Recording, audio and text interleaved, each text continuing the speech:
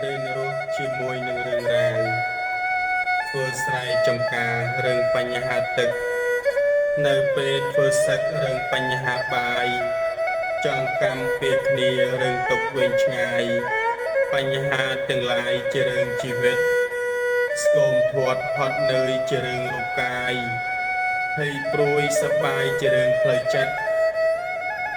បន្លំឆោបបោកជារឿងទុច្ចរិតជួយសង្គ្រោះពេទ្យជារឿងបនទានឃោសនាដោះដូររឿងនយោបាយខ្វះខាតប្រាក់ចាយជារឿងធនធានភ័យខ្លាចចោលប្លន់ជារឿងអ្នកមានភ័យខ្លាចអត់ឃ្លានជារឿងអ្នកក្រគ្រប់គ្រងក្រុមហ៊ុនជារឿងថៅកែរងចាំប្រាក់ខែជារឿងកម្មកររថយន្តលឿនយឺតរឿងអ្នកបើកបររៀនអាក្រក់ល្អរឿងអ្នកដឹកនាំអាបត្តិខុសត្រូវជារឿងវិន័យបរមត្តវែងខ្លីរឿងអភិធម្មវត្តឥតរបៀបរឿងអ្នករៀបចំប្រវត្តិអត់ដំជារឿងព្រះសូត្រសូមិតសូករឿងពាក្យសម្ដីទូលពិតវែងខ្លីជារឿងយកកោតសុភាពរៀបសារជារឿងស្លូតបូតឆ្លោះគ្នារហូតរឿងខ្វះមេត្តាគ្រប់គ្រងពលរដ្ឋជារឿងមន្ត្រី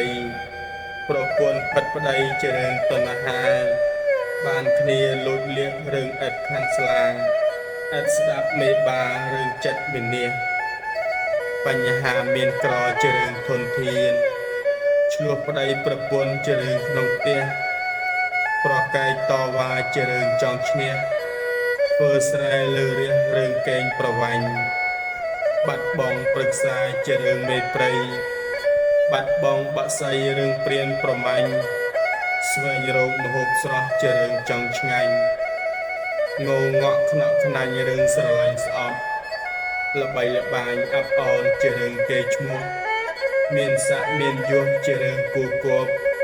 ព្រឹត្តប្រាសបីបាក់ជារឿងអភ័ព្វបានមិនចេះស្កប់ជារឿងលោភលន់ការចិញ្ចឹមកូនរឿងម្ដាយឪពុកទទួលដាស់ទុករឿងប្តីប្រពន្ធមើលកូនបាត់ប្តីជារឿងទុកធ្ងន់ប្តីបាត់ប្រពន្ធរឿងមានស្រីថ្មីការធ្វើសង្គ្រាមជារឿងសម្លាប់ព្រោះការងារពោពោះជារឿងស្ត្រីនិពន្ធចងក្រងជារឿងកវីប្រគំតន្ត្រីរឿងអ្នកភ្លេង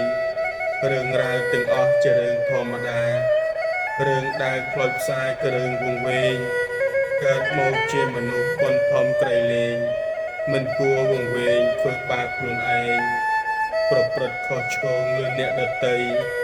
បង្កផិតភ័យឲ្យគេចំបែង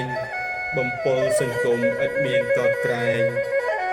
លោកលោប្រឡែងនឹងភ្លើងអវជ័យសូមអនុមោទនា